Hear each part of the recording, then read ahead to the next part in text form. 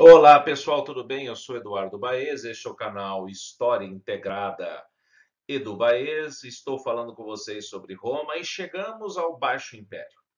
Chegamos ao momento da crise, chegamos ao momento da transição para a Idade Média, chegamos ao momento no qual o escravismo se desestrutura e dá espaço a um novo modelo no Ocidente chamado feudalismo.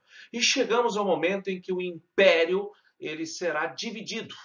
O Império Romano do Oriente, com a capital em Constantinopla, que falaremos já numa outra unidade sobre este Império Romano do Oriente, e o Império Romano do Ocidente, com a capital em Roma. E este Império Romano do Ocidente irá desaparecer em 476 depois de Cristo. Caminhe comigo, vamos lá. Como é que estava organizado este sistema econômico que vai colapsar daqui a pouco? Veja só, toda a base era o trabalho escravo, dependente do trabalho escravo, dependente das conquistas, dependente dos escravos. A produção latifundiária abastecia o império e este latifúndio cultivado pelos escravos. As rotas de comércio pelo Mediterrâneo circulavam mercadorias, alimentos, gêneros agrícolas em geral e escravos. A Itália se tornou o centro desta circulação, não por acaso que a Itália está, inclusive, coincidentemente, melhor dizendo, localizada exatamente no centro do mar Mediterrâneo, centro de toda a produção e de todo o comércio. Grandes lucros para produtores e comerciantes nesta dinâmica economia que nós estamos vendo aqui, de produção, de comércio, de rotas e tudo mais. E o Estado arrecadando cada vez mais impostos. E esta arrecadação, destinada a manter as obras públicas, o exército em expansão, a administração, os funcionários, toda essa estrutura e as guerras de conquistas que são fundamentais para a manutenção do regime escravista. Ufa! Esse é o sistema e o cenário econômico. Chegamos ao século III depois de Cristo. E no século III depois de Cristo, nós vamos observar a crise do escravismo. O escravismo começa a apresentar sinais de desgaste. Veja só, primeiro, a diminuição na produção dos latifúndios. E por que os latifúndios diminuíram a sua produção? O número de escravos caiu. O número de escravos caiu porque as conquistas, o ritmo de conquistas diminuiu e as conquistas se esgotaram ou cessaram em alguns casos. O fator militar está ligado justamente a este cenário de esgotamento do modelo expansionista. Vasta extensão. O fator militar faz com que guarnições localizadas mais distantes façam a sua própria lei. Eles não conseguem mais manter esta centralidade administrativa e este fator militar que desagrega o Império Romano e o exército romano. O fator religioso, nós vimos a irradiação do cristianismo que começa a mudar os corações e as mentes dos romanos devido justamente à sua doutrina completamente distinta da cultura e da cosmovisão romana, inclusive. E o fator econômico, uma vez que você não tem escravos mais em grande quantidade para produzir, você vai gerar um quadro de inflação, você vai gerar um quadro cada vez maior de desgaste da vida nas cidades. Inflação crescente e constante, colapso na produção do campo, aumento na produção de alimentos na cidade, levando a um quadro de êxodo rural em grande escala e pela ausência de escravos agora, os fazendeiros começam a recrutar esta massa ociosa e fixá-las no campo.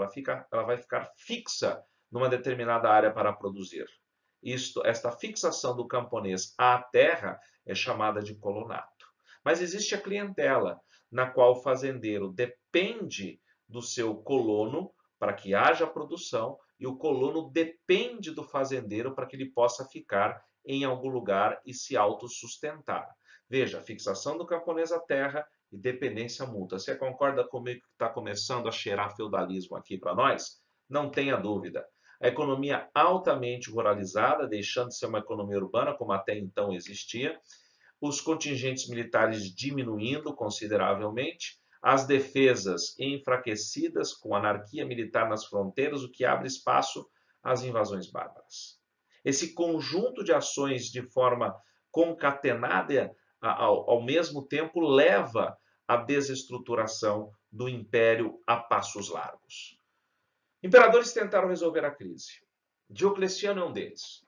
Diocleciano, que foi o último imperador a empreender uma violenta perseguição aos cristãos, ele divide o império em tetrarquia. 2 Augustos, do qual ele era um deles, e 2 Césares.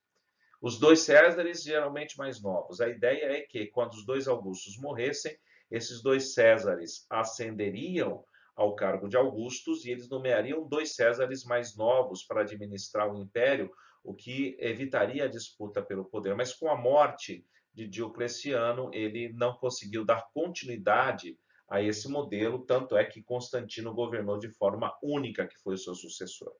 Ainda Diocleciano, ele empreendeu uma tentativa de combate, de controle da inflação, chamada de preço máximo ou édito do máximo, né, estabelecendo um teto no preço dos produtos. Não deu certo, não funcionou, a crise se avolumou.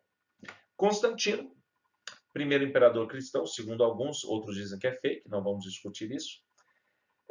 Ele vai dividir o império em 2 grandes áreas administrativas, Oriente e Ocidente, fundará uma cidade para ser a sede do Oriente, entre a Ásia e a Europa, ali no Estreito de Dardanelos. Esta cidade hoje chama-se Istambul e foi fundada com o nome de Constantinopla. Liberou o cristianismo, e não apenas isso, e a grande sacada do Constantino está aqui, ele abriu mão do título de Augusto. No Concílio de Nicéia, de 325, Constantino assina um documento no qual ele apresenta à igreja a renúncia dele ao título de Augusto. Mas tudo isso não vai evitar o esfacelamento do Império do Ocidente. Em 476, a cidade de Roma é invadida mais uma vez, dessa vez por um outro grupo, um grupo insignificante, os Érulos, comandados por um sujeito tão insignificante quanto um sujeito chamado Odoacro I. Ele envia as insígnias dele para o imperador em Constantinopla e, oficialmente, em 476, a poderosa cidade-estado do Vale do Rio Tibre estava finalmente dominada pelos bárbaros. É o fim do Império Romano no Ocidente, a manutenção do Império Romano no Oriente, com o nome de Império Bizantino, e uma nova realidade se avizinha à Europa, que é o modelo feudal, mas que vai ser construído ainda por mais, pelo menos, uns 4 séculos.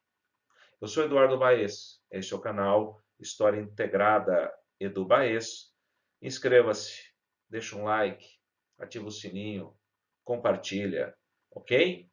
Um grande abraço, gente. Até a próxima. Tchau, tchau.